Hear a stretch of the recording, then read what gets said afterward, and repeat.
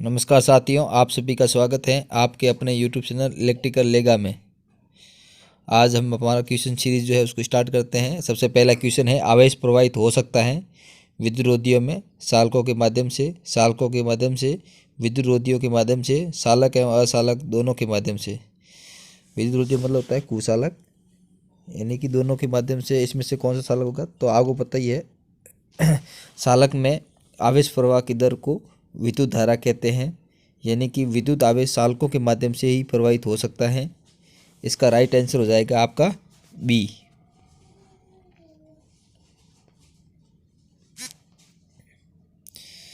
यानी कि आ गया आपका, सालक में किसी भी कंडक्टर में आवेश प्रवाह की दर को विद्युत धारा कहा जाता है, यानी कि I बराबर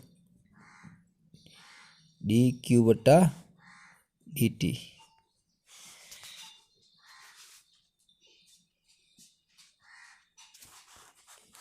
अब हम चलते हैं अगले क्वेश्चन की ओर। अगला क्वेश्चन है हमारा, धातु के तार में विद्युत प्रवाह होता है इलेक्ट्रॉन के कारण, आयन के कारण, प्रोटॉन के कारण या उपरोक्त सभी। तो धातु के तार में विद्युत धारा का जो प्रवाह होता है वो इलेक्ट्रॉन के कारण होता है, क्योंकि जिस सालक में मुक्त इलेक्ट्रॉन की संख्या अधिक होती है वो सालक उतना ही अच्छा होता है। इसके अलावा जो आपकी रासायनिक क्रिया होती है, लिक्विड जो होता है, बेंट्री हुई, उनमें जो होता है वो आपका होता है आयन के कारण। ठीक है। और इसके अंदर अगर धातु किसी भी कंडक्टर के अंदर यदि विद्युत धारा का प्रवाह हो रहा है तो किसके कारण होता है? इलेक्ट्रॉन के कारण होता है। किसी भी कंडक्टर के अंदर इलेक्ट्रॉन जो होते हैं वो बाहरी भाग में होते हैं, ऋणात्मक आवेश होता है इनके ऊपर। इसीलिए जो धातु है उसके अंदर हमेशा जो है विद्युत धारा का प्रवाह जो होता है वो इलेक्ट्रॉन के कारण होता है। अब हम चलते हैं हमारे अगले क्वेश्चन की ओर। प्रति इकाई तापक्रम में बदलाव पर आगत प्रति संतुलित विभव के बदलाव की औसत दर क्या कहलाती है? Thermal drift, peak voltage, output offset voltage या इनपुट ऑफसेट वोल्टेज। तो प्रति इकाई तापक्रम में बदलाव पर आगत प्रति संतुलित विभव के बदलाव की औसत दर जो होती है वो होती है थर्मल ड्रिफ्ट, ऊष्मीय वहाव संवहन कहलाती है, कि जो दर होती है उसको थर्मल ड्रिफ्ट कहा जाता है। अब चलते हैं हम अगले क्वेश्चन की ओर। परमाणु में निम्न 3 प्रकार के कण पाए जाते हैं, कौन कौन से होते हैं? Photon, proton, electron, proton, electron, neutron, electron, proton, इंगिट्रॉन, मेसॉन, फोटोन और इंगिट्रॉन।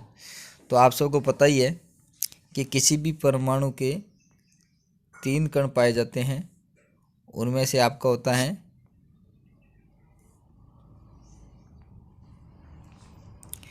भीतरी जो कक्ष होता है उसके अंदर होता है प्रोटॉन और न्यूट्रॉन। उसके बाहरी कक्ष में जो होते हैं इलेक्ट्रॉन होते हैं। ठीक है। तो इसी प्रकार से प्रोटॉन, इलेक्ट्रॉन और न्यूट्रॉन, कौन सा सही होगा आपका? बी, प्रोटॉन, इलेक्ट्रॉन और न्यूट्रॉन। अब हम चलते हैं हमारे अगले क्वेश्चन की ओर। धारा के 3 प्रमुख प्रभाव हैं, ऊष्मीय, चुंबकीय, विद्युत झटका देना, ऊष्मीय प्रकाश उत्पन्न करना और चुंबकीय, ऊष्मीय, चुंबकीय और रासायनिक, रासायनिक, चुंबकीय और विद्युत झटका देना। तो इनमें से कौन से प्रमुख प्रभाव हैं विद्युत धारा के?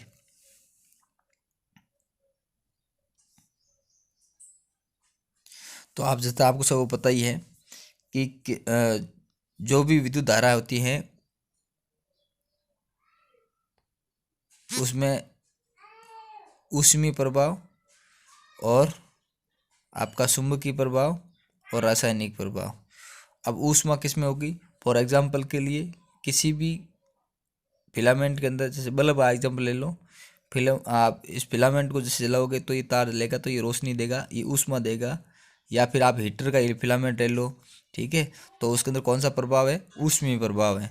और दूसरा आता है चुंबकीय, जैसे कि आपकी मोटर हुई, ठीक है, या फिर पंखा आपके चल रहा है, देखा होगा आपने, तो उसके अंदर क्या लगी हुई है? वाइंडिंग की हुई थी, और वाइंडिंग के अंदर चुंबकीय प्रभाव होता है।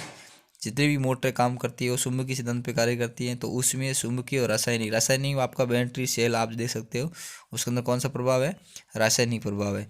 इसी प्रकार से धारा के प्रमुख 3 प्रभाव कौन कौन से हैं, उसमें चुंबकीय और रासायनिक प्रभाव।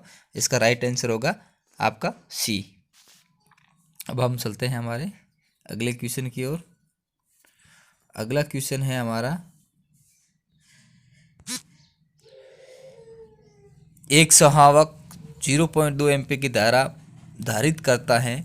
यदि एक इलेक्ट्रॉन पर आवेश 1.6 इंटू 10 की घात -19 है तो 30 सेकंड में कितना इलेक्ट्रॉन प्रवाहित होगी। यहाँ पर आपको दिख रहा है ये 10 की घात 19 है, ठीक है। यहाँ पर आपके 10 की घात 19 है और यहाँ पर जो आपका 19 की घात 15 है, 10 की घात 15 है, 10 की घात 18 है। दिए गए क्वेश्चन के अंदर जो है आपकी आई जो है 0.2 एम्पियर है और आपका जो चार्ज है कूलम में 1.6 10 की घात -19 है और आपका टी जो है वो 30 सेकंड है। तो यहाँ पर आप देखेंगे कि आपका जो है क्यू बराबर होगा, वो होगा आपका आई इंटू टी। तो आई हो गया 0.2 इंटू 30 सेकेंड, तो बराबर 6 कूलम, ठीक है। तो ये आपका जो आवेश हो गया वो हो गया 6 कूलम। अब हम बात करते हैं हमारे नंबर ऑफ इलेक्ट्रॉन की। तो नंबर ऑफ इलेक्ट्रॉन बराबर क्यू बट्टा ई, क्योंकि क्यू बराबर एन इंटू ई होता है।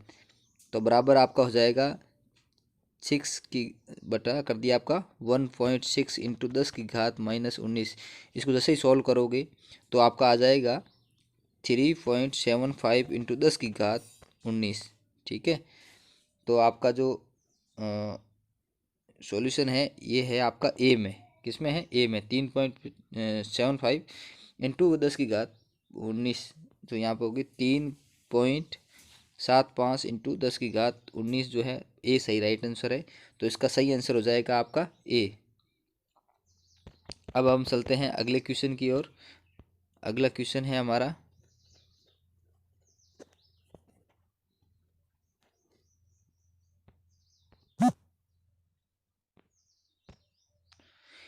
जब एक समान आवेशित गोले के भीतर का प्रवेश है तो विद्युत विभव होगा। जब एक समान आवेशित गोला है उसके भीतर प्रवेश करते हैं तो विद्युत का विभव होगा। घटता है, कभी घटता है कभी बढ़ता है, उतना ही रहता है जितना सतह पर है, हर बिंदु पर शून्य होता है। तो इसका आपका सही आंसर होगा, देखो मैं आपको एक चीज़ और बता दूं, कोई भी गोला है उस गोले के अंदर जो आपका विभव होगा, वोल्टेज जो होगा वो जितना बाहरी सतह पे है उतना ही उसकी अंदर ही सतह पे होगा। जब चालक में 1 एम्पीयर धारा प्रवाहित होती है तो प्रति सेकंड इलेक्ट्रॉनों का प्रवाह होगा। जब चालक में 1 एम्पीयर धारा प्रवाहित होती है तो प्रति सेकंड इलेक्ट्रॉनों का प्रवाह होगा आपका 1.609 10 की घात 19 या 6.25 इंटू 10 की घात 18, ये घात है, ठीक है। लास्ट की संख्या जो है वो आपके उसमें घात में है, इस बात का मुख्य ध्यान रखें। इसके अलावा सी है आपका 8.84 इंटू 10 की -12, ठीक है। और डी है 1.9 इंटू 10 की घात 20। तो आपको पता ही है कि यहाँ पर जो है आई दिया हुआ है 1 एम्पियर, तो आपका हो गया आई 1 एम्पियर, और टी दिया हुआ है प्रति सेकेंड यानी कि हो गया 1 सेकेंड, कि क्यू बराबर आई इंटू टी होगा तो 1 इंटू 1 बराबर 1 कूलम। तो यहाँ पर सी जो है वो 1 कूलम होगा, ठीक है। उसके बाद में आते हैं हमारे नंबर ऑफ इलेक्ट्रॉन, हमें याद करना है। तो इलेक्ट्रॉन क्यू बट्टा ई होता है। तो आप यहाँ समझ 1 बट्टा आपको पता ही है कि इलेक्ट्रॉन की जो इलेक्ट्रॉनों की जो संख्या है या मान जो है वो 1.6 इंटू 10 की घात -19 होता है। तो हो गया टोटल आपका 6.25 इंटू 10 की घात 18। तो इसमें सही आंसर हो जाएगा आपका बी। तो इसी प्रकार से आपको ये सॉल्यूशन करना है। याद रखना है क्यू बराबर कूलम बराबर होता है आई इंटू टी, और एन नंबर ऑफ इलेक्ट्रॉन बराबर होता है आपका क्यू बट्टा ई। ये 2 मुख्य सूत्र हैं, याद कर लेना। आपके इस प्रकार के जो भी क्वेश्चन बनते हैं सब सॉल्यूशन हो जाएगा। अब हम चलते हैं हमारे अगले क्वेश्चन की ओर। अगला क्वेश्चन है हमारा,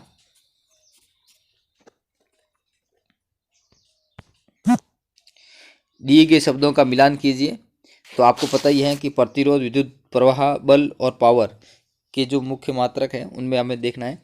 तो सबसे पहले हम बात करते हैं हमारे यहाँ पर प्रतिरोध का। तो प्रतिरोध का हो जाएगा आपका ओम, यानी कि पहले का या ए का हो जाएगा सीआर, ठीक है। विद्युत प्रवाह एम्पियर, तो हो जाएगा आपका बी बराबर 1, ठीक है। और बल, बल का होता है आपको पता है न्यूटन, तो हो जाएगा सी बराबर 2। और पावर का होता है वाट, तो हो गया डी बराबर 3। तो ये ऐसा CR 1 2 3, CR 1 2 3 आपका राइट आंसर हो जाएगा बी इसका। 10वें का कंप्लीट हो गया। प्रतिरोध का मात्रक ओम होता है, विद्युत धारा का एम्पियर होता है, बल का न्यूटन होता है, पावर का वाट होता है। इस प्रकार से इस क्वेश्चन हमने सॉल्व कर दिया है। अब हम चलते हैं हमारे अगले क्वेश्चन की ओर। अगला क्वेश्चन है हमारा